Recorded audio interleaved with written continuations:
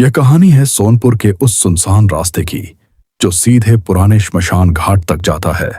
दिन में वह सड़क बिल्कुल सामान्य लगती है, लेकिन जैसे ही घड़ी में 2:17 बजते हैं, वह सड़क जिंदा हो जाती है और जो भी उस समय वहां होता है वह कभी पहले जैसा नहीं रहता। रवि पेशे से ड्राइवर था। उस रात ठंड बहुत थी। धुंध इतनी घनी कि सामने 5 कदम भी न दिखे।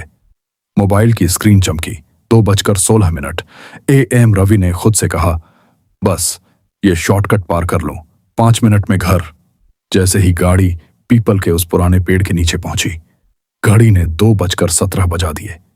अचानक रेडियो अपने आप चालू, किसी औरत की धीमी रोने की आवाज और हेडलाइट के सामने एक लाल साड़ी का कोना उड़ता हुआ। रवि ने ब्रेक मारा। सामने कोई नहीं था, लेकिन पीछे की सीट से आवाज आई, दूल्हे देर हो गई। रवि का गला सूख गया। धीरे से उसने रियर व्यू मिरर में देखा।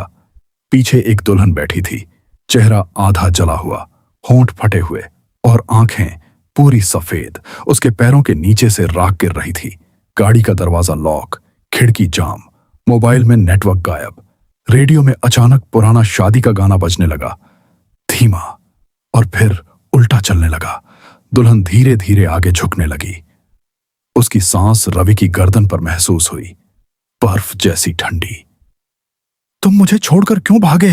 रवि चिल्लाया, मैं तुम्हें जानता भी नहीं। तभी दुल्हन की गर्दन 180 डिग्री घूम गई और वो हंसने लगी, ऐसी हंसी जिससे शीशे पर दरारें पड़ गईं। 20 साल पहले उसी सड़क पर एक बारात पलटी थी। दुल्हन का नाम था कविता। बारात के दूल्हे ने शराब पी रखी थी। गाड़ी अनियंत्रित हुई और आग लग गई। सब भाग निकले सिवाय कविता के। वह जिंदा जलती रही और उसका आखिरी वाक्य था, जो मुझे छोड़कर भागा वो हर जन्म में मेरा होगा। उसकी मौत का समय 2:17 AM। सुबह गांव वालों ने देखा, रवि की गाड़ी श्मशान के पास खड़ी थी। दरवाजा खुला, अंदर राख फैली हुई। रवि सीट पर बैठा था, लेकिन उसकी आंखें पूरी सफेद। वो बस बुदबुदा रहा था, वो पीछे नहीं, अब मेरे अंदर है। उस दिन के बाद रवि बदल गया। रात 2:17 पर वह खुद उसी सड़क पर जाने लगा, जैसे कोई उसे बुला रहा हो। 1 साल बाद 2:16 AM रवि फिर उसी रास्ते पर था, लेकिन इस बार गाड़ी में वह अकेला नहीं था। रियर व्यू मिरर में दुल्हन उसके कंधे पर सिर रखे बैठी थी। 2:17 बजते ही गाड़ी अपने आप श्मशान की ओर मुड़ी और धुंध में गायब हो गई। सुबह सड़क पर सिर्फ जली हुई चूड़ियों की आवाज गूंज रही थी। रवि कभी नहीं मिला, लेकिन कहानी यहीं खत्म नहीं होती। आज भी अगर आप उस सड़क से 2:17 पर गुजरें तो एक गाड़ी आपके पीछे पीछे चलती दिखेगी।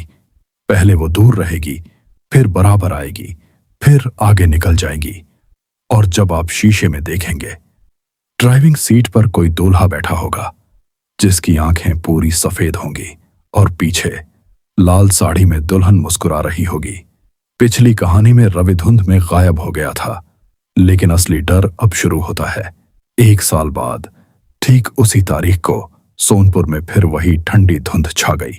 रात के 2:16 बजे श्मशान वाली सड़क पर एक गाड़ी अपने आप स्टार्ट हुई।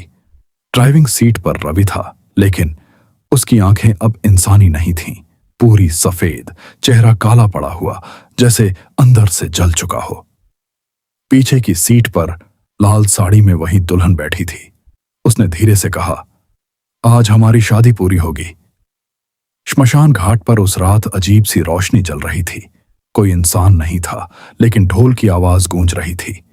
राख से बनी परछाइयां बारात की तरह गोल गोल घूम रही थीं। जली हुई चूड़ियां हवा में खनक रही थीं और बीच में राख से बना मंडप। दुल्हन रवि को गाड़ी से उतारकर मंडप तक ले गई। रवि जैसे कठपुतली बन चुका था। जैसे ही घड़ी ने 2:17 बजाए, चारों तरफ आग की लपटें उठीं। श्मशान की अधेली लकड़ियां अपने आप जलने लगीं। दुल्हन ने रवि का हाथ पकड़ा। वो हाथ बर्फ जैसा ठंडा था। हर फेरे के साथ रवि का शरीर काला पड़ता गया। उसकी सांस धीमी होती गई और उसकी परछाई जमीन से अलग होकर दुल्हन के साथ जुड़ने लगी। 7वां फेरा पूरा होते ही रवि जमीन पर गिर पड़ा, लेकिन वो मरा नहीं था। उसकी आत्मा अब दुल्हन के साथ बंध चुकी थी। सुबह गांव वालों ने देखा, श्मशान के पास जली हुई राख में दो जोड़ी पैरों के निशान थे, एक दुल्हन के और एक दूल्हे के।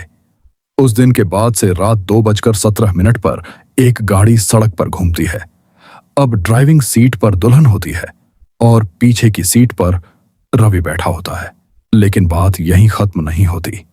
अब वो दोनों मिलकर नए दूल्हे की तलाश करते हैं। कुछ दिन पहले एक और लड़का उसी रास्ते से गुजरा। घड़ी में 2:16 थे। उसने पीछे देखा, एक गाड़ी उसका पीछा कर रही थी। 2:17 बजते ही वो गाड़ी बराबर आई। ड्राइविंग सीट पर लाल साड़ी वाली दुल्हन और पीछे सफेद आंखों वाला रवि।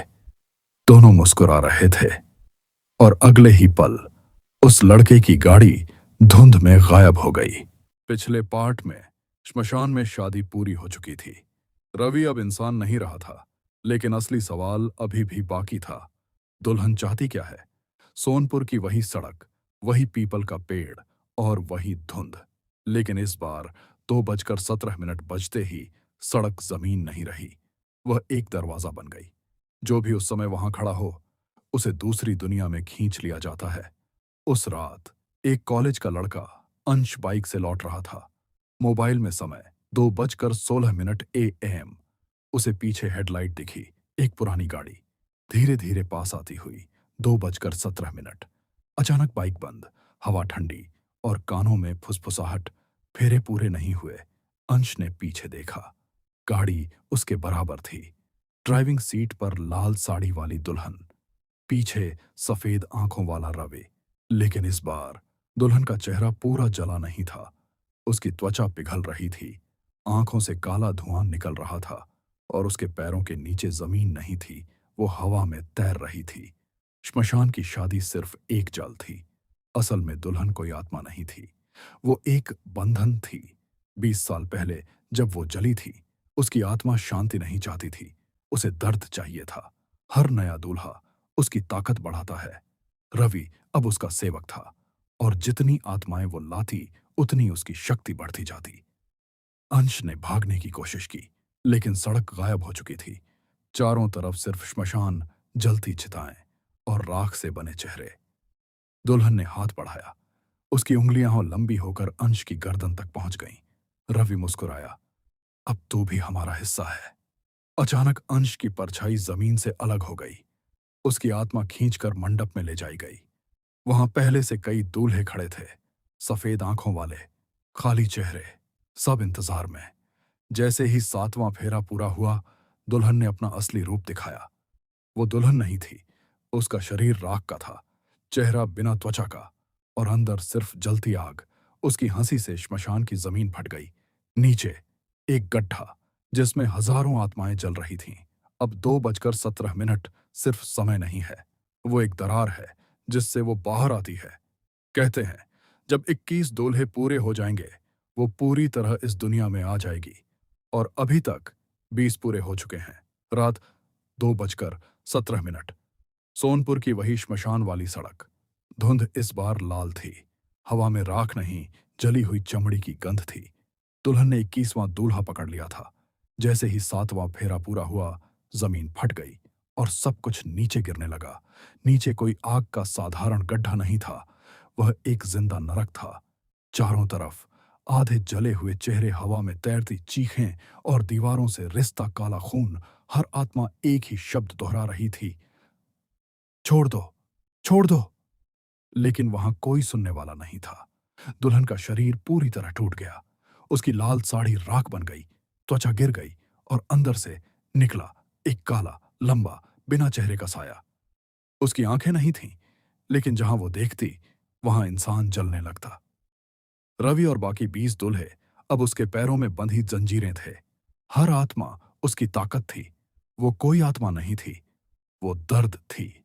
20 साल पहले जो दर्द उसे मिला, वो खत्म नहीं हुआ, वो बढ़ता गया और उसने नरक को जन्म दिया। अब 21 आत्माएं पूरी हो चुकी थीं। धरती और नरक के बीच का दरवाजा टूट चुका था। सुबह सोनपुर में अजीब खामोशी थी। लोगों ने देखा, श्मशान वाली सड़क गायब थी। उसकी जगह काली जमीन थी जिससे धुआं निकल रहा था। और रात 2:17 पर अब सिर्फ एक गाड़ी नहीं दिखती, पूरी बारात निकलती है। जली हुई दुल्हन नहीं, बल्कि काला साया आगे चलता है।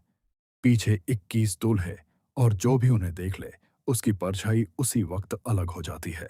आखिरी चेतावनी, अगर आज रात 2:17 पर आपके कमरे की लाइट टिमटिमाए, खिड़की पर राख जमे, या आपको शादी के ढोल की धीमी आवाज सुनाई दे, तो दरवाजा मत खोलना, क्योंकि इस बार वो सड़क पर नहीं आएगा, वो आपके कमरे में आएगा।